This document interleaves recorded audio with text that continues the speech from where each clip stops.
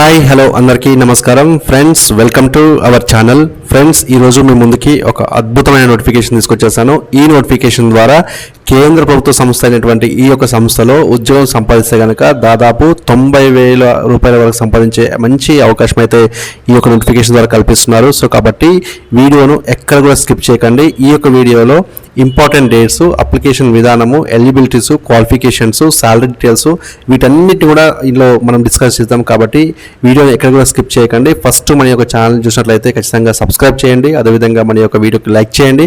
అదేవిధంగా మీ యొక్క ఫ్రెండ్స్కి షేర్ చేయండి. సో ఫ్రెండ్స్, ఈ యొక్క నోటిఫికేషన్ వచ్చేసి మనకు ముంబై పోర్ట్స్ అథారిటీ ఆఫ్ ఇండియాలో మనకు ఈ యొక్క నోటిఫికేషన్ అయితే విడుదల చేస్తారు. ఈ యొక్క నోటిఫికేషన్ ద్వారా మనకి క్లాస్ 1 ఉద్యోగాలు అయితే భర్తీ చేస్తున్నారు. ఈ యొక్క క్లాస్ 1 ఉద్యోగాల్లో మనకి దాదాపు 14 రకాల ఉద్యోగాలు అయితే ఈ యొక్క నోటిఫికేషన్ ద్వారా భర్తీ చేస్తున్నారు. కాబట్టి ప్రతి ఒక్క డిపార్ట్మెంట్ చాలా ఇంపార్టెంట్ ఉంటుంది. ప్రతి ఒక్క డిపార్ట్మెంట్ కూడా చాలా పెద్ద హై లెవెల్ కాబట్టి ఎక్కడ కూడా ఈ యొక్క వీడియోని మిస్ చేయకండి. కేవలం ఒకే యొక్క ఎగ్జామ్ అనమాట. సో ఒకే యొక్క ఎగ్జామ్ ద్వారా మనం ఈ యొక్క ఉద్యోగాలు సంపాదించే అవకాశం అయితే ఉంటుంది. సో దీనికి సంబంధించి ఆన్లైన్లో అప్లికేషన్ ప్రాసెస్ అనేది మనకు 6th మార్చ్ 2026 నుంచి స్టార్ట్ అయింది. 6th మార్చ్ నుంచి మనకు 6th ఏప్రిల్ వరకు అయితే మనకు టైం ఉంది. కాబట్టి ఈ యొక్క 6th ఏప్రిల్ వరకు వెయిట్ చేయకుండా మన యొక్క అప్లికేషన్ ప్రాసెస్ అనేది వెంటనే స్టార్ట్ చేయండి. ఎందుకంటే లాస్ట్ మినిట్లో ఉన్న రష్ వల్ల మనకు ఈ యొక్క సైట్ ఓపెన్ కావడం చాలా ఇబ్బంది అవుతుంది. కాబట్టి ఖచ్చితంగా మీరు ఇప్పుడు ఫ్రీ ఉంటే కనుక వెంటనే ఈ యొక్క అప్లికేషన్ సంబంధించిన ప్రాసెస్ అనేది స్టార్ట్ చేయండి. సో ఈ నోటిఫికేషన్ ద్వారా మనకి అసిస్టెంట్ డైరెక్టర్ ఈడీపీలో మనకు దాదాపు బేసిక్ శాలరీ వచ్చేసి మనకు 50,000 రూపాయల నుంచి 1,60,000 సంపాదించే అవకాశం అయితే ఉంటుంది. సో ఈ పోస్ట్ వచ్చేసి మనకు ఒక పోస్ట్ అయితే మనకు ఖాళీగా ఉంది. ఈ పోస్ట్ కూడా మనకు అన్రిజర్వ్డ్ కేటగిరీలో ఉంది. సో అన్రిజర్వ్డ్ కేటగిరీలో ఉంది కాబట్టి ఎవరైనా కూడా అప్లై చేసుకోవచ్చు. సో అది మనకు స్టేట్ సంబంధం లేదు, క్యాస్ట్ సంబంధం లేదు. కాబట్టి సో తెలంగాణ వారైనా, ఆంధ్ర వారైనా ఎవరైనా అప్లై చేసుకోవచ్చు. సో ఏ క్యాస్ట్ వారైనా ఈజీగా ఈ యొక్క పోస్ట్కి అప్లై చేసుకోవచ్చు. సో ఇక్కడ మనకి ఎసెన్షియల్ క్వాలిఫికేషన్ చూసినట్లయితే మనకు ఖచ్చితంగా డిగ్రీలో ఖచ్చితంగా కంప్యూటర్ ఇంజనీరింగ్ లేదంటే కంప్యూటర్ సైన్స్ వచ్చేసి మనకు ఏదైనా ఒక యూనివర్సిటీ నుంచి డిగ్రీ అనేది పొంది ఉండాలని చెప్పారు. అదేవిధంగా maths, statistics, operational research, economics with PG ఉండాలని కూడా మనకు నోటిఫికేషన్ తెలియజేశారు. అంటే ఈ పోస్టుకు సంబంధించి అదేవిధంగా మనకు అసిస్టెంట్ డైరెక్టర్ సంబంధించి దీంట్లో కూడా మనకు 50,000 రూపాయల నుంచి 1,60,000 సంపాదించే అవకాశం అయితే ఉంటుంది. సో పాత జమాన్లో అయితే మనకు 20,000 రూపాయల నుంచి 46,000 వరకు ఉండేది. దాన్ని పెంచేసారు ఈసారి. సో దీంట్లో కూడా మనకి డిగ్రీలో ఎకనామిక్స్ లేదా స్టాటిస్టిక్స్ లేదా మ్యాథమెటిక్స్ ఉండాలని చెప్పారు. ఏదైనా ఒక యూనివర్సిటీ నుంచి మనకు పొంది ఉండాలి. So 2 years of executive experience వచ్చేసి మనకు ఉండాలని చెప్పారు. అదేవిధంగా నాలెడ్జ్ ఇన్ కంప్యూటర్ ఆపరేషన్స్లో నాలెడ్జ్ ఉండాలి. పీజీ లేదంటే డిప్లొమా ఇన్ ఎకనామిక్స్ లేదా స్టాటిస్టిక్స్లో లేదంటే మ్యాథమెటిక్స్ లేదంటే ఆపరేషనల్ రీసెర్చ్ లేదంటే అలైడ్ సబ్జెక్ట్లో ఉండాలని కూడా నోటిఫికేషన్ తెలియజేశారు. ఇది కూడా మనకు ఒక ఖాళీ అయితే ఉంది. అదేవిధంగా క్యాటరింగ్ ఆఫీసర్లో మనకి 50,000 రూపాయల నుంచి 1,60,000 సంపాదించే అవకాశం అయితే ఈ యొక్క నోటిఫికేషన్ ద్వారా ఉంది. సో ఇది కూడా మనకు ఒక ఖాళీ ఉంది. డిగ్రీ వచ్చేసి ఏదైనా ఒక యూనివర్సిటీ నుంచి పొంది ఉండాలని కూడా నోటిఫికేషన్ తెలియజేశారు. సో ఇది కూడా మనకు అన్రిజర్వ్డ్ కేటగిరీ. అదేవిధంగా అసిస్టెంట్ ఎగ్జిక్యూటివ్ ఇంజనీరింగ్లో వచ్చేసి మనకు సేమ్ శాలరీ అయితే మనకు ప్రొవైడ్ చేశారు. దీంట్లో కూడా ఒక ఖాళీ అయితే ఉంది. ఇది కూడా అన్రిజర్వ్డ్ కేటగిరీలో ఉంది. సో డిగ్రీ వచ్చేసి మనకు ఎలక్ట్రికల్ లేదా ఎలక్ట్రానిక్స్ కమ్యూనికేషన్స్ ఇంజనీరింగ్ నుంచి ఏదైనా ఒక చేసి ఉండాలని చెప్పారు. 2 years ఆఫ్ ఎక్స్పీరియన్స్ వచ్చేసి మనకు ఏదైనా ఒక రిలవెంట్ డిసిప్లిన్లో అంటే మనకు ఎలక్ట్రికల్లో కానీ ఎలక్ట్రానిక్స్ అండ్ కమ్యూనికేషన్లో కానీ ఒక 2 years ఆఫ్ ఎక్స్పీరియన్స్ ఉందని చెప్పారు. ఆ తర్వాత వచ్చేసి మనకు ఎగ్జిక్యూటివ్ ఇంజనీర్ ఉద్యోగం సంబంధించి కూడా మనకు శాలరీ అయితే సేమ్ ప్రొవైడ్ చేస్తున్నారు. సో ఇది మనకు 2 ఖాళీలు అయితే ఉన్నాయి. ఈ 2 ఖాళీలు కూడా వచ్చేసి మనకు అన్రిజర్వ్డ్ కేటగిరీలో ఉన్నాయి. సో ఈ అన్రిజర్వ్డ్ కేటగిరీలో మనకు డిగ్రీ లేదా దానికి సంబంధించిన ఎలక్ట్రికల్ లేదా ఎలక్ట్రానిక్స్ కమ్యూనికేషన్ ఇంజనీరింగ్లో కంప్లీట్ చేసి ఉండాలని చెప్పారు. దీంట్లో 5 years ఆఫ్ ఎక్స్పీరియన్స్ వచ్చేసి అంటే దానికి సంబంధించిన ఏవైతే ట్రేడ్స్ ఉన్నాయో అంటే ఎలక్ట్రికల్ కానీ ఎలక్ట్రానిక్స్ అండ్ కమ్యూనికేషన్లో ఖచ్చితంగా ఒక 5 సంవత్సరాల ఎక్స్పీరియన్స్ ఉన్నాయని కూడా మనకు ఈ నోటిఫికేషన్లో తెలియజేశారు. అదేవిధంగా ఎగ్జిక్యూటివ్ ఇంజనీర్, మెకానికల్, అదేవిధంగా డిప్యూటీ సెక్రటరీ, అదేవిధంగా సీనియర్ వెల్ఫేర్ ఆఫీసర్ సంబంధించిన ఉద్యోగాలు కూడా శాలరీ అనేది సేమ్గా ప్రొవైడ్ చేస్తారు. సో దీంట్లో మనకు సీనియర్ వెల్ఫేర్ ఆఫీసర్లో 3 అండ్ ఎగ్జిక్యూటివ్ ఇంజనీర్లో 2, డిప్యూటీ సెక్రటరీలో 1 పోస్ట్ అయితే ఖాళీగా ఉన్నాయి. సో దీనికి మినిమంగా మనకు డిగ్రీ ఏదైనా ఒక ఇన్స్టిట్యూషన్ నుంచి ఖచ్చితంగా డిగ్రీ పొంది ఉండాలని కూడా మనకు నోటిఫికేషన్లో తెలియజేశారు. సో దీంట్లో diploma in labour welfare officer ఉన్నా సరిపోతుంది, డిప్లొమా ఇన్ లేబర్ వెల్ఫేర్ వర్కర్స్లో ఉన్నా సరిపోతుంది అనమాట. సో డిప్లొమాకి సంబంధించి ఇక్కడ తెలిపిన కోర్సులు ఏవైతే ఉన్నాయో వాటిని కంప్లీట్ చేసుకోవాలని కూడా మనకు నోటిఫికేషన్లో తెలియజేస్తారు.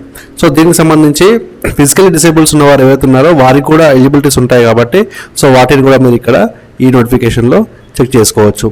సో దాదాపు మనకి ఏజ్ లిమిట్ చూసినట్లయితే మనకు 1 మార్చ్ 2026 వరకు కట్ ఆఫ్ ఉంటుంది. ఈ కట్ ఆఫ్ సంబంధించి అసిస్టెంట్ డైరెక్టర్ సంబంధించి assistant director research, catering officer, assistant executive engineer, electrical, ఇవన్నిటి కూడా మనకు అబౌవ్ 18 ఇయర్స్ అయితే ఖచ్చితంగా ఉండాలి, బిలో 30 ఇయర్స్ అయితే ఖచ్చితంగా ఉండాలి. సో క్యాండిడేట్ వచ్చేసి ఖచ్చితంగా 2 మార్చ్ 1996 నుంచి 1 మార్చ్ 2008 మధ్యలో పుట్టి ఉండాలని చెప్పేసి కూడా మనకు నోటిఫికేషన్ తెలియజేశారు. దీనికంటే ముందు పుట్టకూడదు, దీని తర్వాత పుట్టకూడదు అని చెప్పేసి కూడా మనకు నోటిఫికేషన్లో తెలియజేశారు. సో వాటికి సంబంధించిన అన్ని వివరాలు కూడా మీరు ఇక్కడ నోటిఫికేషన్లో చెక్ చేసుకోవచ్చు. అదేవిధంగా ఎవరైతే బెంచ్ మార్క్ డిసేబుల్స్ ఉన్నారో, డిసేబుల్స్ ఉన్న వారికి మాత్రం 10 ఇయర్స్ ఆఫ్ రిలాక్సేషన్ అయితే ఉంటుంది. సో ఈ నోటిఫికేషన్ ద్వారా ఆన్లైన్లో అప్లై చేసుకోవాలని కూడా కనుక ఖచ్చితంగా సిటిజన్ ఆఫ్ ఇండియా ఉండాలని చెప్పేసారు. సిటిజన్ ఆఫ్ ఇండియా అంటే మనం ఎవరైనా దాదాపు చేసుకోవచ్చు. అదేవిధంగా సబ్జెక్ట్ ఆఫ్ నేపాల్ ఉన్నా చేసుకోవచ్చు, సబ్జెక్ట్ ఆఫ్ భూటాన్ ఉన్నా చేసుకోవచ్చు అని చెప్పేసి చెప్పారు. కాబట్టి మనం ఇండియన్ సిటిజన్స్ అయితే ఏ స్టేట్ అయినా కూడా ఖచ్చితంగా అప్లై చేసుకోవచ్చు. సో ఈ విధంగా ఈ యొక్క ఉద్యోగం సంబంధించి ఏదైతే మనకు 50,000 నుంచి 1,60,000 వరకు శాలరీ అనుకుంటున్నామో ఇది బేసిక్స్ పే రూపంలో ఉంటుంది. సో ఇందులో ఉద్యోగం సంపాదించిన ఈ కేటగిరీలో ఉన్న ఉద్యోగస్తులు ఎవరైతే ఉన్నారో వారందరూ కూడా 94,500 రూపాయల నుంచి శాలరీ అయితే ఉంటుంది.